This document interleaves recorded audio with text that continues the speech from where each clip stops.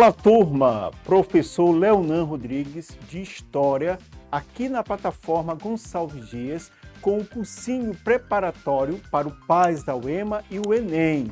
É uma iniciativa, é um projeto do governo do Estado do Maranhão, através da Secretaria de Estado da Educação. Lembre que o material vai estar aqui no link da descrição deste vídeo. Pegue papel e caneta e vamos para a nossa aula desse vídeo.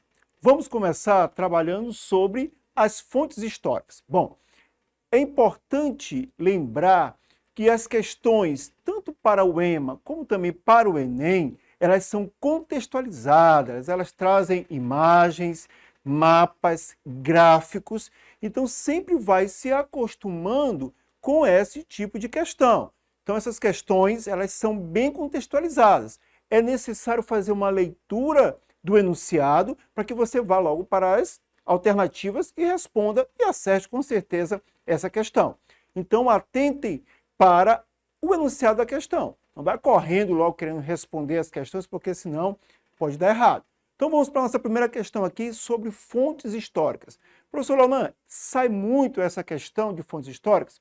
Hora ou outra, fazendo aí uma análise, né, das questões que tanto a UEMA cobra como também o Enem cobra, geralmente vem uma questão sobre fontes históricas. O início ali do estudo da história. Então é importante sempre pegar esse conteúdo, porque a hora ou outra ele pode cair, nós estamos aqui nos preparando para qualquer situação de questão. Então vamos lá para a nossa questão. Aqui é o Enem 2007 e traz uma pintura rupestre, né, aqui da Toca do Pajaú, né, que está disponível nesse endereço eletrônico. Então as pinturas rupestres, e aí um ponto fundamental de nós entendermos que aquela velha divisão de pré-história, ela cai por terra. Por quê, professor Leonan? Porque aqui nós já temos uma comunicação. Então, se nós definimos que a história inicia a partir da escrita, aqui é um tipo, sim, de escrita, que são as pinturas rupestres, onde os homens daquele momento começaram a desenhar o seu cotidiano nas paredes das cavernas e copas de árvores, em outros lugares também que nós encontramos essa fonte histórica. E por que ela é considerada uma fonte histórica? Porque ela traz um conhecimento do cotidiano dessas pessoas. Então, atentem para as pinturas rupestres enquanto dentro da divisão da história, um marco de comunicação e uma fonte histórica para os nossos dias, né, de estudo atual. Vamos lá para o enunciado da questão. Então, nós temos então, essa pintura rupestre e o Enem vai então dizer: a pintura rupestre, que é um patrimônio cultural brasileiro, expressa a. O conflito entre os povos indígenas e os europeus durante o processo de colonização do Brasil. A letra B, a organização social e política de um povo indígena e a hierarquia entre os seus membros. A letra C, aspectos da vida cotidiana de grupos que viveram durante a chamada pré-história do Brasil. A letra D, os rituais que envolvem sacrifícios de grandes dinossauros atualmente extintos. E a letra E, a constante guerra entre diferentes grupos paleolíndios da América durante o período colonial. Então observe que todas as alternativas, elas sempre traçam alguma questão relacionada, algum contexto relacionado ao que está na imagem. Então observe que na imagem, isso observamos lá no enunciado, ela traz ali o cotidiano daqueles povos. A caça, né, os animais, a própria pele que era tirada. Então essa questão, olhando para a imagem que foi disponibilizada pela banca do Enem, dá para perceber que ela retrata esse cotidiano, que ela retrata como estas pessoas, esses primeiros seres humanos, se organizaram em sociedade. Então é muito importante perceber que essa organização da sociedade está retratado nas pinturas rupestres. A comunicação chegou até nós e hoje, em 2024, nós estamos lendo a partir dessa imagem o dia a dia daqueles primeiros povos. Então a resposta certa dessa questão só pode ser a letra C, os aspectos da vida cotidiana de grupos que viveram durante a chamada pré-história do Brasil. Ok? Então, professor, mas tem esse termo aí, pré-história, porque comumente ele vem nos livros didáticos. Mas observe, chamado de pré-história. Ou seja, não há um fechamento nesse sentido. Ok? Vamos para a nossa segunda questão, então. Enem 2010. As ruínas do povoado de Canudos, no sertão norte da Bahia, além de significativas para a identidade cultural dessa região, são úteis às investigações sobre a Guerra de Canudos e o modo de vida dos antigos revoltosos. Essas ruínas foram reconhecidas como Patrimônio Cultural Material pelo IPHAN, Instituto do Patrimônio Histórico e Artístico Nacional, porque reúnem um conjunto... Bom, essa é uma questão, né, em que trata sobre as ruínas. É uma fonte histórica, professor? É uma fonte histórica material. Então, você pode ter um vaso, você pode ter uma cerâmica, você pode ter um túmulo, você pode ter vários artefatos que foram utilizados por estes homens, e no caso aqui na Bahia, na Revolta de Canudos, que nós vamos ver um pouco mais para frente aqui no cursinho, mas aqui não se trata especificadamente sobre a revolta, se trata enquanto a fonte histórica, que são essas ruínas, que o IPHAN, que é esse Instituto do Patrimônio Histórico Nacional, vai e tombou, enquanto, de fato, algo a ser preservado. Então, observe que é uma questão que trata sobre a Revolta de Canudos, mas não pergunta sobre ela, e trata especificadamente sobre as ruínas, sobre a questão material, ou seja, uma fonte histórica. Por isso que é uma questão do Enem, em 2010, que tratou sobre uma fonte histórica, que é uma fonte histórica material. Então é importante verificar qual é o significado dessa fonte histórica para o próprio estudo da história, mas principalmente para o resgate da memória daqueles que participaram daquele evento, daquele episódio na qual se deu lá na Bahia. Quais foram os condicionantes, o que influenciou. Tudo isso dá para que a gente possa observar durante as ruínas. Vamos para as alternativas dessa questão. Então a letra A diz objetos arqueológicos e paisagísticos. Letra B, acervos museológicos e bibliográficos. Letra C, núcleos urbanos e etnográficos. Letra D, práticas e representações de uma sociedade. E a letra E, expressões e técnicas de uma sociedade extinta. Cuidado com essas alternativas. Por quê, professor Leonan? Porque tem algumas dessas alternativas que estão muito próximas e leva o estudante, leva quem está prestando o concurso lá do Enem a errar. Por que que ele vai errar? Porque tem algumas alternativas aqui que elas tratam sobre expressões como a letra E e técnicas de uma sociedade extinta. Bom, é uma sociedade que foi, de fato, né, no sentido mais etimológico da palavra extinta, porque ela foi ali exterminada, né, por um exército, por uma força, né, policial que exterminou. Mas a gente não pode dizer que são expressões e técnicas de uma sociedade extinta, porque aí eu estaria falando, por exemplo, sei lá, dos astecas, dos maias, que as suas ruínas demonstram a questão mais técnica da produção agrícola, da fabricação de utensílios. Aqui não, aqui a gente está trabalhando com memória e identidade social daquele grupo. As suas casas, os seus utensílios, suas ferramentas que foram, ao longo do tempo, utilizadas por eles, inclusive até mesmo nos campos de batalha. Então, essa questão, né, ela traz algumas pegadinhas, a gente tem que ter cuidado. Assim como está na letra B, acervos museológicos e bibliográficos. Eu tenho que saber o que é bibliográfico. Isso vem de livros, de bibliotecas, museológicos, de museus. Essas ruínas não estão no museu, elas estão no ar livre. Elas fazem parte de um sítio arqueológico e paisagístico. Ixi, eu até quase a resposta. Mas é porque, de fato, essas ruínas, assim como nós temos algumas cidades históricas do Brasil, elas são um patrimônio que está dentro de um ar livre, ou seja, está dentro das cidades, as pessoas podem passar e verificar. Então, ela não está dentro, por exemplo, do museu, ela não está dentro, por exemplo, de uma caixa, não, ela está ao ar. Nós podemos transitar, assim como as várias cidades históricas que nós temos no nosso Brasil. Então, por isso que a resposta certa dessa questão é a letra A, objetos arqueológicos e paisagísticos. E aí nós temos vários, né? Na cidade de São Luís, os casarões, você pode encontrar isso também em outras cidades do Brasil, que são tidas enquanto históricas, beleza? Então essas são duas questões que nós trabalhamos aí sobre as fontes históricas. Vamos para frente aí, dentro do conteúdo de história, que geralmente cai nas questões tanto da UEMA como também do próprio Enem. Vamos lá. A nossa terceira questão, ela versa sobre a Grécia Antiga, uma questão também que recorrentemente cai no Enem e também na própria UEMA. Tá? O Enem ele costuma sempre colocar, quando trata às vezes de política, quando também trata sobre as questões relacionadas à própria religião da Grécia Antiga, as questões arquitetônicas que até estão aí, mas principalmente da vida das cidades, das polis, que constituíam aquele mundo antigo da Grécia. Então, tanto Atenas, Espartas, mas outras também cidades que estavam ali no centro irradiador do pensamento político e filosófico também, aí lembrando dos próprios filósofos dessa Grécia Antiga. Então, é bom esse conteúdo porque, às vezes, ele vem sozinho, mas ele pode vir também atrelado a outro conteúdo. Vamos para a questão, então. Enem 2009.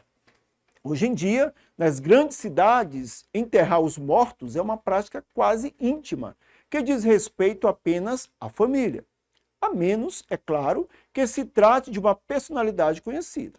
Entretanto, isso nem sempre foi assim. Para um historiador, os sepultamentos são uma fonte de informações importantes para que se compreenda, por exemplo, a vida política das sociedades. No que se refere às práticas sociais ligadas aos sepultamentos. Então, olha só, essa questão, professor, essa questão é de Grécia Antiga mesmo ou é de fonte histórica ainda? Não, bom, a questão ela fala de um contexto, nós vamos ver aqui o próprio enunciado da questão, que trata sobre a forma como as pessoas enterram seus mortos. Mas também diz que esse sepultamento não é algo tão particular. Ele pode ser algo que vai ser estudado por historiadores para verificar quais eram as práticas sociais em relação ao sepultamento. E vai variar, principalmente nesse mundo antigo. Vamos lá para as alternativas. Na Grécia Antiga, as cerimônias fúnebres eram desvalorizadas, porque o mais importante era a democracia experimentada pelos vivos. A letra B. Na Idade Média, a igreja tinha pouca influência sobre os rituais fúnebres, preocupando-se mais com a salvação da alma. A letra C. No Brasil colonial, o sepultamento dos mortos nas igrejas era regido pela observância da hierarquia social. E a letra D. Na época da Reforma, o catolicismo condenou os excessos de gastos com a burguesia, que a burguesia fazia para sepultar os seus mortos. E a letra E. No período posterior à Revolução Francesa, devido às grandes perturbações sociais, abandona-se a prática do luto. O professor, então, foi buscar a Idade Média, Grécia Antiga, Brasil, todos os tempos históricos para falar um pouco sobre o sepultamento. E é importante, nesse momento de análise da questão, tratar o seguinte, olha, eu quero saber como é que esse sepultamento é tratado ao longo da história. Então vamos lá para a nossa resposta. A resposta certa é a letra C. No Brasil colonial, o sepultamento dos mortos nas igrejas era regido pela observância da hierarquia social. Bom, e de fato, gente, os sepultamentos nesse Brasil colonial, quem tinha mais se enterrava em lugares melhores, quem tinha menos se enterrava em lugares menores, vamos assim colocar. Às vezes, ali no quintal, isso ainda era permitido, apesar que a lei hoje não permite, mas havia sim a diferenciação pela hierarquia social em voga, naquele momento era de acordo também com quem e onde a pessoa ia ser enterrada, tá bom? Vamos lá. Na próxima questão, Enem 2020, na Grécia, o conceito de povo abrange tão somente aqueles indivíduos considerados cidadãos. Assim, é possível perceber que o conceito de povo era muito restrito, mesmo tendo isso em conta a forma democrática vivenciada e experimentada pelos gregos atenienses nos séculos IV e V a.C. Pode ser caracterizada fundamentalmente como direta. Isso aqui está no livro A Ciência Política. Bom, aqui fala sobre a Grécia Antiga e sobre o que era ser cidadão. Lembrando que cidadão na Grécia Antiga, e principalmente em Atenas, não tinha a ver com quem simplesmente nascia naquele território, ponto final, como nós temos hoje. Não. Aqui na Grécia Antiga, nessa questão, é bom você sempre lembrar Somente eram cidadãos aqueles considerados bem-nascidos, ou seja, quem participava da elite, quem era maior de 21 anos, que não fosse mulher, que não fosse escravo, que não fosse estrangeiro. Então, nem todos poderiam ser cidadãos. Somente uma parte, uma pequena parcela da população era considerada cidadã. Então, atenção para isso, porque ouvimos Grécia Antiga, ouvimos sobre a questão política, a democracia grega ateniense, parece que todo mundo podia participar. Negativo. Somente uma pequena parcela da população poderia participar enquanto cidadão. Vamos lá para as alternativas. Naquele contexto, a emergência do sistema de governo mencionado no enxerto promoveu a competição para a escolha de representantes, b. campanha pela revitalização das oligarquias, c. estabelecimento de mandatos temporários, letra D, declínio da sociedade civil organizada, e letra E, participação no exercício do poder. Bom, gente, a resposta certa aqui é a letra A. Aliás, a letra E, participação no exercício do poder. Porque que, de fato, nem todos poderiam participar. Então, claro que alguém que era beneficiado por ser cidadão poderia participar dessa vida política da Grécia Antiga. Mas os restantes não participavam. Então, quem era estrangeiro, quem era mulher, quem era escravo, não participava dessa vida política. Ok? Então, coloque aí, enquanto bizu aí, para essa questão. Democracia em Atenas não significa que todos eram cidadãos, beleza? Vamos para outra questão, gente, para a quinta questão. Sobre a vida política na Grécia Antiga, é possível afirmar que na cidade-estado de Atenas, a democracia era, letra A, ampla para os padrões da época, pois embora os escravos não tivessem direito a voto, todos os outros grupos sociais participavam da política. Letra B, representativa, pois a participação dos cidadãos era indireta, e seus representantes eleitos tomavam as principais decisões da polis. Letra C, restrita, na medida em que os metecos e os proprietários de terra não podiam se expressar politicamente. Somente aqueles que moravam na cidade de Atenas podiam votar. Letra D, liberal, pois na sociedade ateniense as mulheres, ao contrário de outras cidades, na própria Grécia, eram respeitadas e tinham direito a voto. Letra E, limitada, uma vez que somente cidadãos podiam votar, mulheres, estrangeiros e escravos não participavam das deliberações. Bom, ficou bem fácil essa questão depois da explicação anterior, gente. Algumas alternativas aqui você tem que logo cortar. A letra D, por exemplo, fala de voto para as mulheres. A letra anterior, a letra C, fala de metecos e proprietários, que não podiam se expressar. Metecos, tudo bem, mas proprietários poderiam se expressar. Então, a resposta correta aqui para essa questão é a letra E. Era limitado, uma vez que somente cidadãos podiam votar, mulheres, estrangeiros e escravos não participavam de deliberações. Então não esqueça, gente, quando fala de Grécia Antiga, participação política, somente considerar cidadão uma pequena parcela. Aqueles proprietários de terra, os bem-nascidos, maiores de 21 anos, que poderiam participar do momento de discussão política. O restante ficar do lado de fora. Então é diferente do que nós entendemos hoje por cidadão e por democracia brasileira. Vamos para a nossa próxima questão, Roma Antiga. Enem 2020.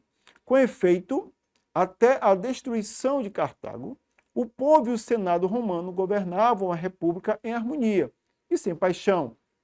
E não havia entre os cidadãos luta por glória ou dominação. O medo do inimigo mantinha a cidade no cumprimento do dever. Mas, assim que o medo desapareceu dos espíritos, introduziram-se os males pelos quais a prosperidade tem predileção. Isto é, a libertinagem e o orgulho. Bom, uma questão de Roma Antiga. E aí é importante nós percebermos o seguinte, Roma ela vai ter várias fases. Ela tem aquela fase inicial em que você tem uma monarquia, depois ela vai para uma fase que nós temos a república, não dá certo porque você vai ter sempre alguém que está brigando pelo poder, você vai para alguns tiranos e depois você, de fato, entra, né, no momento em que você é governada, a Roma Antiga, aí pelo império, né, por aqueles que estavam ali à frente, aqueles que dominavam o poder político, religioso, administrativo, concentravam todos os poderes. Então, aí vem os Césares, né, os famosos Césares, que nós conhecemos tanto nos livros de história, mas também de alguns filmes que foram retratados aí a partir dessa história da Roma Antiga. Então, nós temos os grandes imperadores, mas nós também tivemos outras instituições dentro da Roma Antiga, como o próprio Senado, né, várias assembleias que também participavam das decisões, até chegarmos ao ponto, né, em que esse império ficou tão vasto e tão extenso que ele acabou, de fato, em ruínas. Mas a história de Roma, né, é muito maior do que essa que eu estou agora resumindo para vocês. Mas essa questão ela fala um pouco sobre o Senado e principalmente as questões relacionadas dos grupos sociais que compunham esse Senado e daqueles que estavam do lado de fora.